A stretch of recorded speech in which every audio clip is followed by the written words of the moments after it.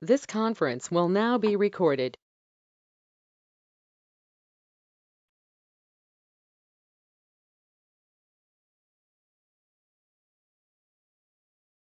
All right. So welcome everyone to today's training webinar. Throughout this week, we'll dive deep into how we can deliver an exceptional PickUp USA guest experience.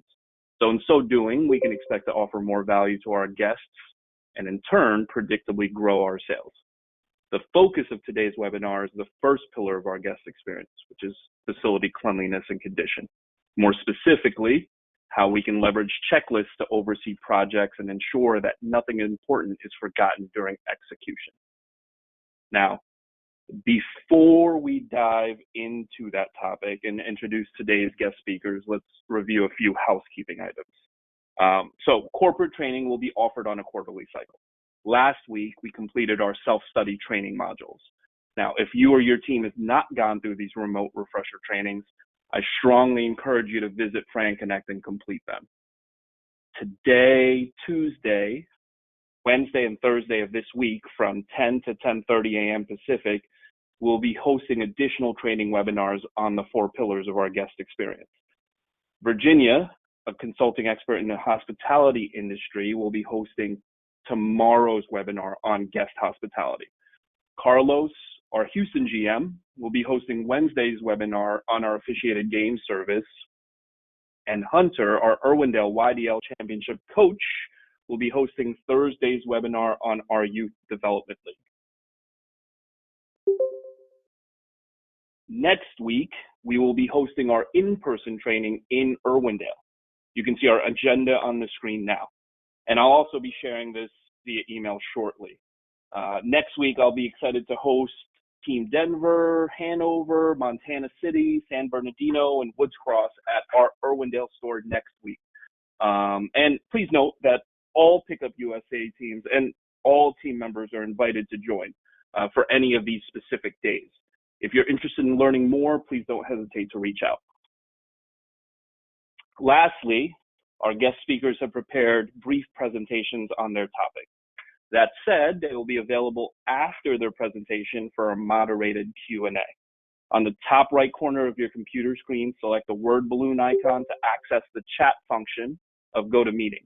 You're strongly encouraged to ask any questions related to today's topic. Try to stay on topic and not veer off any tangents that you would like our guest speakers to expand on using that function. Now, we've gotten our housekeeping items out of the way. I'm excited to introduce our esteemed guest speakers. This dynamic husband and wife duo are our new PickUp USA Jacksonville owners. In fact, I believe they just started their demo days / soft opening last week. Savanna is a Navy veteran and currently the deputy director of the F-5 Tiger aircraft line at Jacksonville's Naval Base. And William is a retired gunny from the U.S. Marine Corps. With that wealth of experience, I couldn't think of anyone better to guide us through how to leverage the discipline of execution to keep our facilities clean and safe for our guests. So, without further ado, I'll let Savanna and Will take it away.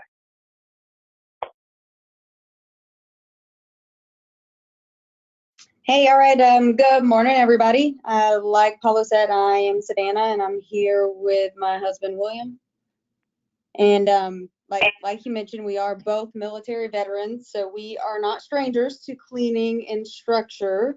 Before we get started, is anybody else on the line a veteran by chance? Oh, I think Paulo has you muted. Well, okay. So in the military, cleaning is the answer to everything. So now more than ever, we are having to pinch pennies and maintain and preserve everything from facilities to ships to aircraft. In fact, the jet that I run production on now is over 50 years old. So if you can think of the maintenance that you would have to do to keep your vehicle running consistently through extreme use and still be able to use it on the spot when you need to, you have to kind of think about it that way. So in the military, we used to clean everything for any reason. If you got home later than you were supposed to, you would get extra cleaning duty. You had nothing else to do, you get to clean. You have a headache, if the answer is not 800 milligrams of ibuprofen and water, it was cleaning.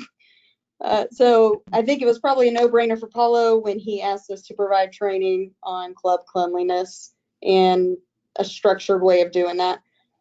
So it's either that or he's giving me payback for being so particular when we were doing the club assessment during our week training. So even though we all know the facility looked amazing. So being in the fitness industry, I think we can all agree that a clean gym is mandatory to operate in this day and age. And if you look, the CDC actually has up-to-date guidelines on how to clean your gym facility and how to ensure you're providing the safest environment for your members. It's actually a pretty good reading. If you're interested, I can drop the link in the chat if anybody wants to check it out when we're done. All right, so yep, Paulo read my mind. Moving to, I think that's slide 3 there. I want to talk for a minute on why a clean gym is so important. And so from a safety aspect, we of course want to reduce the risk of bacteria and diseases in our facilities.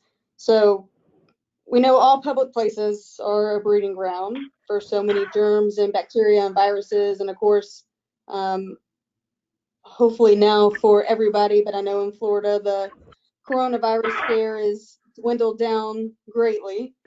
But the gym is one place that all of our bad bacteria is rampant. And of course, therefore, for many employees and members, it can be very dangerous. There's lots of sweat and coughing and sneezing. And we do these things and then we leave the bacteria lingering on our hands, and then we go touch our weights and mats and basketballs and lounge surfaces.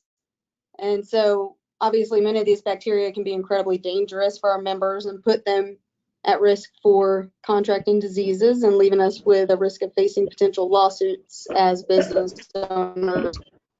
And then of course, similarly, gym can make many employees fall sick, causing us to lose out on a lot of time and money as well. So I'm actually gonna jump around on you here, Paulo, and if we can move to slide 5, I'm sorry. William is gonna take over and speak to slides 5 through 7, and he's gonna talk to us about cleanliness from more of a customer service point of view. There we go. All right, good afternoon, good morning to most. So I'm going to start off by going from a standpoint. We're talking about youth.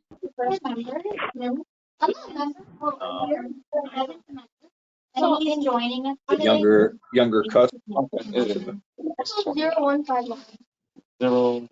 Kerry, if you can go on mute for me, please, ma'am. Sorry.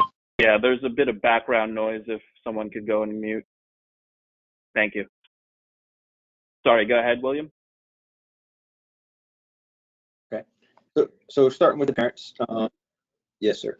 Starting from the parents' standpoint, well, Youth Development League, I think if you have a lounge, obviously, and they feel comfortable relaxing there or kind of doing their ins and outs, phones, whatever they may do with their laptop and stuff like that, becomes very critical.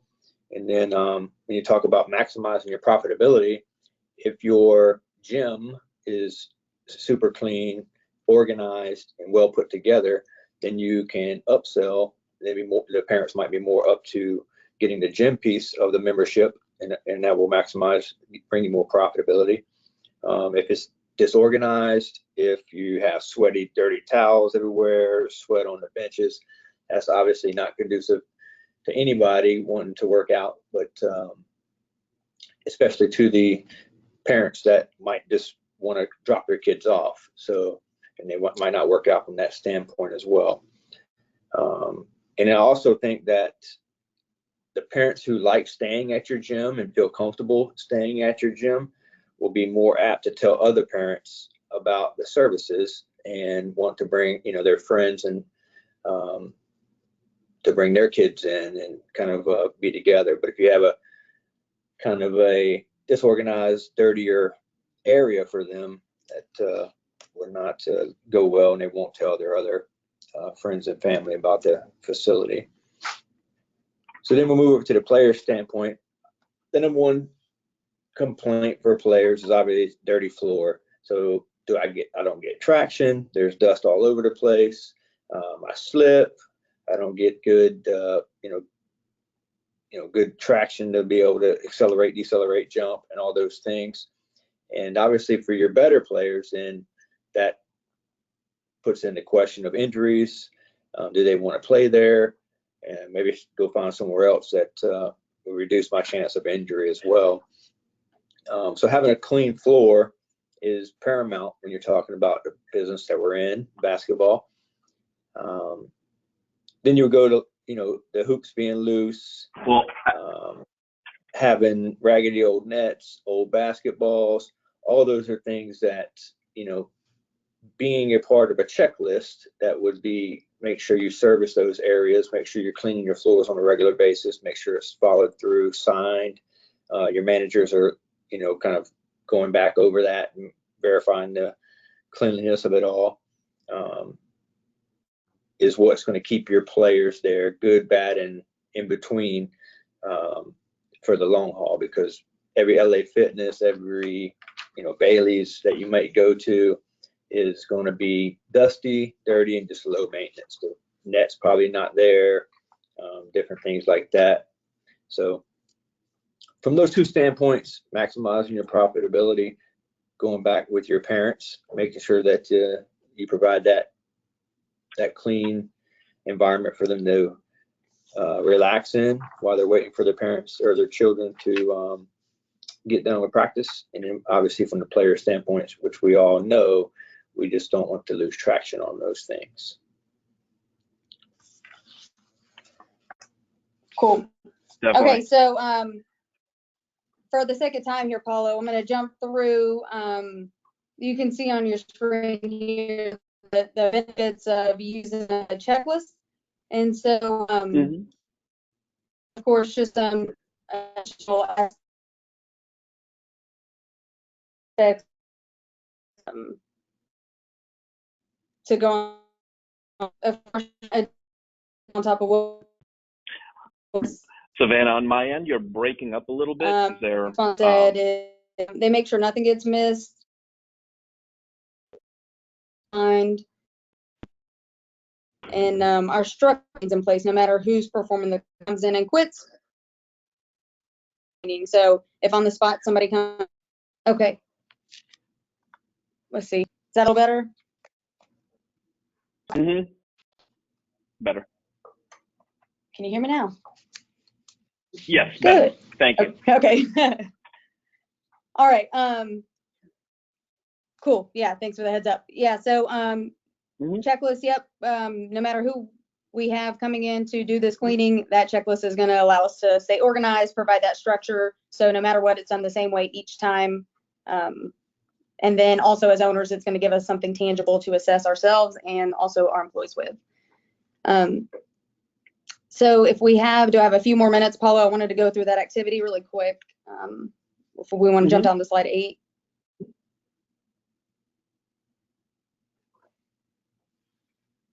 Let's see, it's moving. Okay. So one thing that I had forgotten to mention with you guys in the beginning is that I am black belt certified in Lean Six Sigma, for those of you guys who know what it is. And one tool that we use in the lean methodology is called 5S. And you can see those 5 S's here. Sort, this is set, also sometimes called straighten, shine, standardize, and sustain. And I'm going to go through these in this next activity we're going to do. So if you can go to the next slide.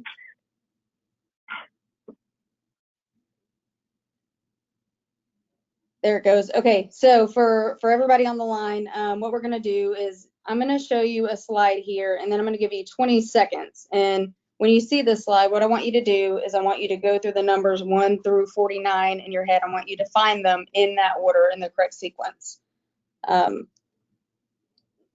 Okay, so Paulo, if you'll go and go to the next slide.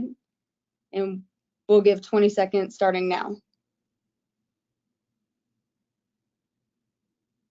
It's pretty challenging.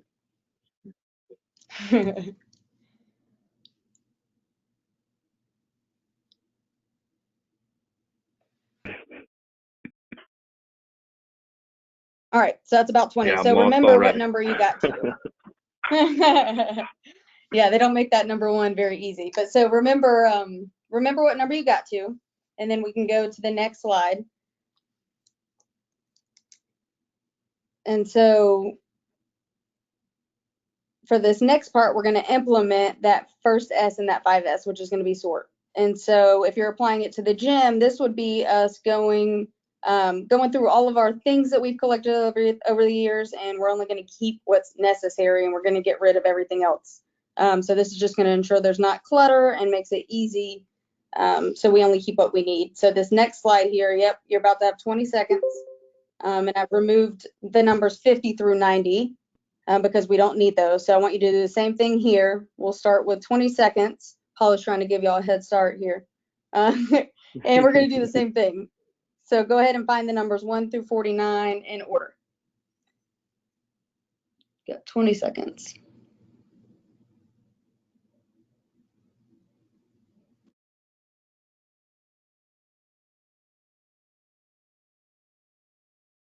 Okay, good enough. So next slide, Paulo.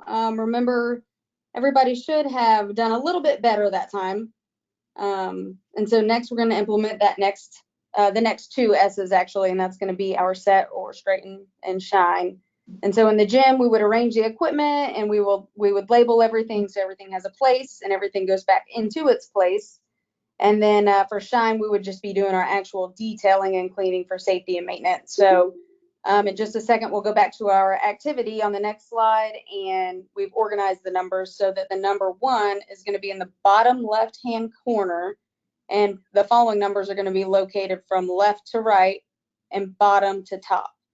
So that kind of helps you there. So if you go to the next slide, we'll give you 20 seconds, and let's see how you do this time with it a little bit organized.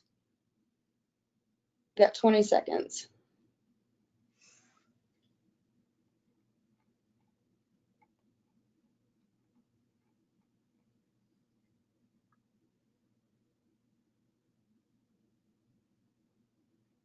Okay. All right, are we getting a little bit better here now that we're organized? Definitely got much further along. Awesome. Okay. So now that we made that big step forward, we're going to standardize it. And this would be everybody doing the same thing the same way each time. So again, we're dealing with the numbers 1 to 49 in sequence. And so it would seem logical that we would reorganize them in a standardized way. So that you can complete the task faster. So I don't even think probably next one you'll need 20 seconds, but we'll go to that next one and see if you can find them. Go ahead, Paulo. Nope. This is awesome. Got all the way to 49. Hey, nailed it. Not even 20 seconds, right? So that just shows the efficiency that using these checklists and being clean and organized, how it can help with productivity here. And so with that, of course, the sustainment piece would be our checklist, so we can start grading ourselves.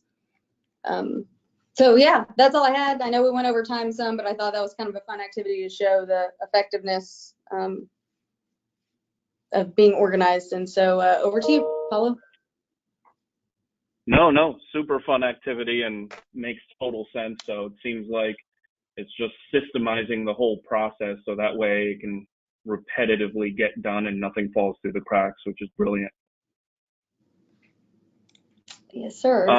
So Will, I know in the beginning you were talking about a little about the importance of keeping everything clean and everything of that nature. So experience here is that the purpose of this is to attract and retain members. Now, folks that are canceling, if you find that your attrition rate is going up or your past due rate is going up, the first question you always want to ask yourself is, these guys aren't going to tell you the reason they're canceling. They're just going to cancel. So oftentimes, if your courts are slippery, as you were alluding to, or, the rims are wobbly, it's not going to be a terrific guest experience, and so they're going to find alternatives that meet their criteria. So I thought that was a brilliant point there. Now, I want to open up this time for our audience to ask any questions they may have in the chat function. And in the meantime, Savanna or Will, how are things going on your end in being able to implement these checklists and strategies with your team? So, just a quick story is that in the very beginning of our kind of pre-sales openings phase, we did hire a janitor or a custodial worker that had, stated he had years of experience in the gym industry. So we kind of let that person run on just our initial assessment sheet and just kind of took that for granted. And we found out very quickly that it took us a few days, a week, two, that he didn't have any experience, and he was expecting us to teach him how to, meet our standards, even though we accept the standards. Mm-hmm. Our beginning. So that check of our. You're breaking up a little bit, Will, on my end. Lessons learned to that position, as you got other things that you think are more important. Very important to have everybody on your team to not be accountable, but to set them up for success as well. 100%. So are you guys using the templates that are found in Frank Connect and just using those templates and customizing it on your end?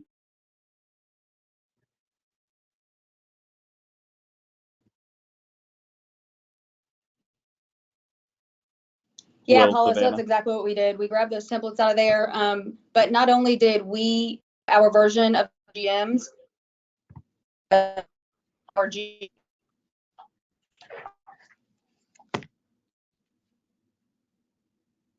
I don't know if that's, we haven't really changed positioning or anything. Can you hear us? Yep, I hear you. Can you hear me now? I can hear you. Yeah, I don't know why it's going in and out like that. Yeah, so we did. Can you hear me? Yeah. Cool. So we did use the checklist in Frank Connect, and we altered them. But in addition to that, especially with our GMs, we let them have input on what should be on those checklists. So they had some ownership in the checklist as well. We put what we saw, what we wanted to get done, and we also had them put their input. Same thing with the cleaning checklist. They all added to it, so the whole team has ownership in getting those done. I love that. And then, obviously one layer of it is having everything itemized. And the other point that you alluded to earlier, Savanna, was accountability measures. So how have you implemented accountability measures to ensure that those items actually got completed? Right.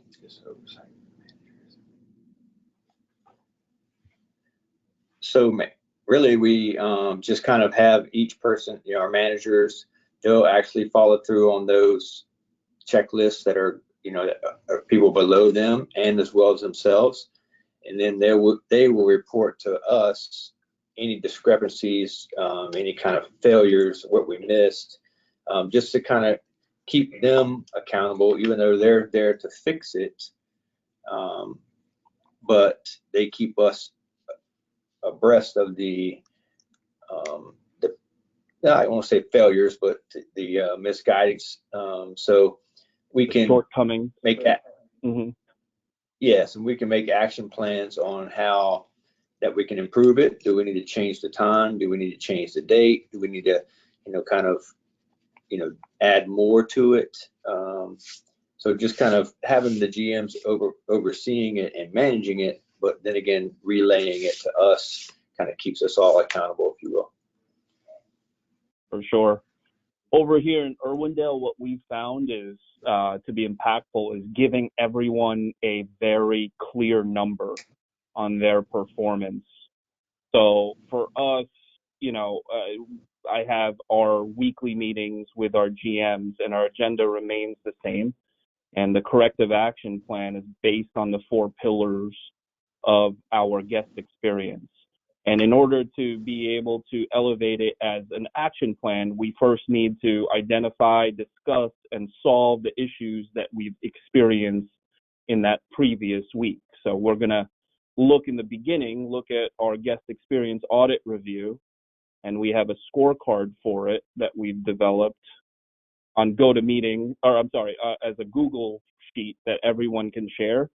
So all of the staff have a number that they have to live up to. So they're measured by their supervisor on a rating of 0 to 5 stars. So the goal is to maintain a 5-star performance, and if there's anything that falls short, it's part of our issues list.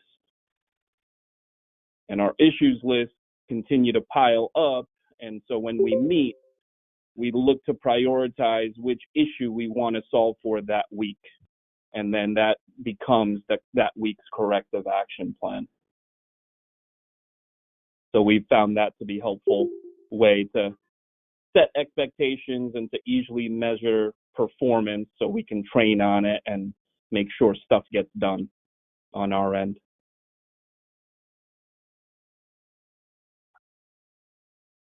But yeah, so just going back, anybody else have any questions? We have 3 minutes, it looks like, remaining on our time here. And I just want to make sure I'm getting to everybody. Savanna, I saw that you shared the link to the CDC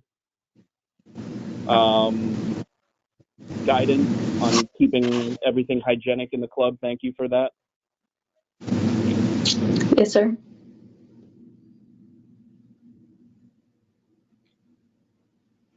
But yeah, so it doesn't seem like anybody else has any questions. Will, Savanna, any final thoughts here that you want to share with the team before we conclude today's call?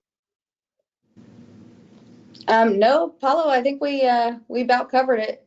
Just remember how dirty those phones can get making all those prospect calls that we do. So don't forget to wipe your phone. Yeah. That's the money-making activity there, right? So the basic blocking and tackling is this. So we can't get to the end zone unless we do the boring stuff, which is keeping the facility clean, but it's extremely important. So Savanna and Will, thank you for sharing your guidance on this, and hopefully we can all learn a little bit something here and create more value for our guests and grow our sales. Yes, sir. Thank you, guys. Thanks everyone Appreciate for it. joining. Yep. And we have our additional training webinars throughout the week. So tomorrow, Virginia will be hosting our guest hospitality training webinar. Carlos will be hosting our officiated games webinar on Wednesday, and Hunter will be reviewing the tenets of our youth development league here on Thursday. So thank you again, and a special thank you for William and Savanna, and good luck, everyone. Thank you. Bye-bye. All right.